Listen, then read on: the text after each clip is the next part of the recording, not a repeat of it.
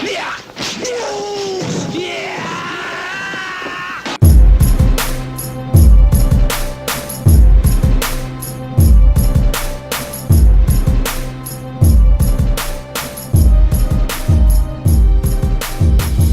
everybody. Welcome to Capital of Combat. Name says it all. I'm Hakeem Branch. Rob Jarrell. And today we're going to recap the Lucian Bute Jean Pascal fight from this past Saturday, January 18th.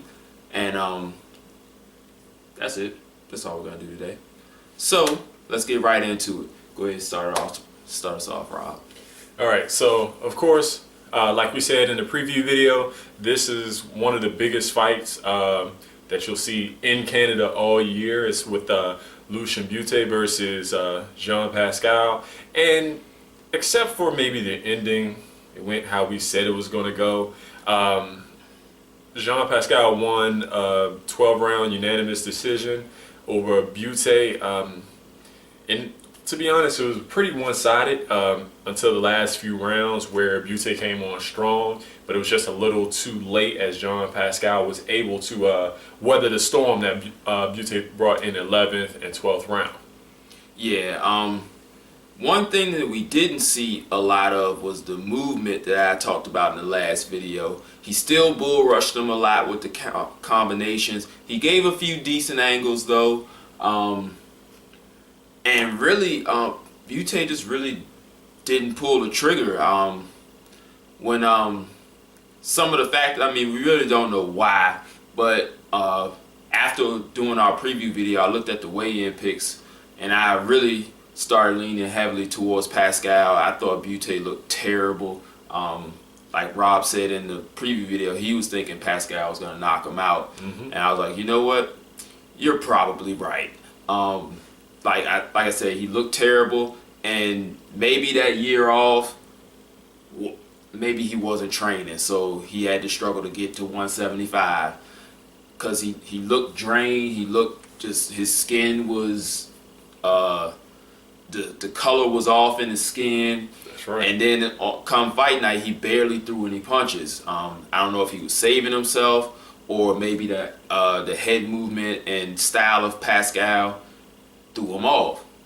Rob said that would happen in the preview video.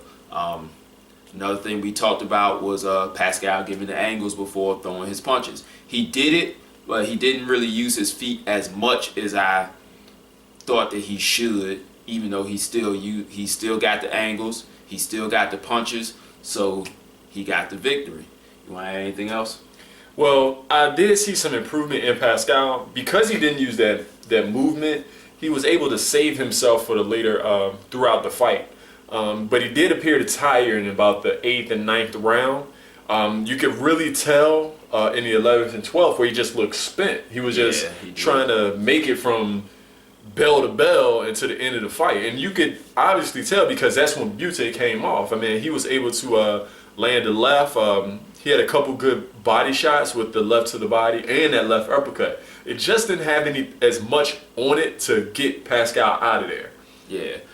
And at one point, he had and when he had Pascal in trouble, Pascal was able to explode and start throwing a lot of flurries to keep Bute off and to make it to that final bell.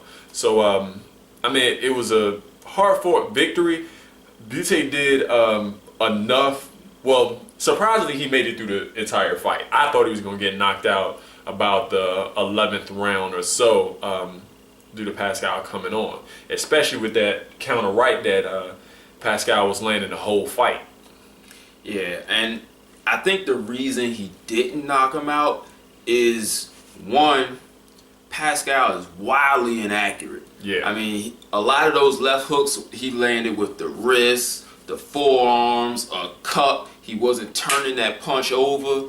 The right hand, the same thing. He was trying to loop it. It ended up cupping Bute a lot. I mean, if Pascal was accurate, oh man, this guy would be a problem. He would be a big, big problem.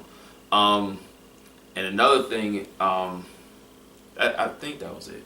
Sorry guys, I'm tired. That was it. Yeah, I mean, if Pascal had some accuracy to his work, this fight would have been ended early.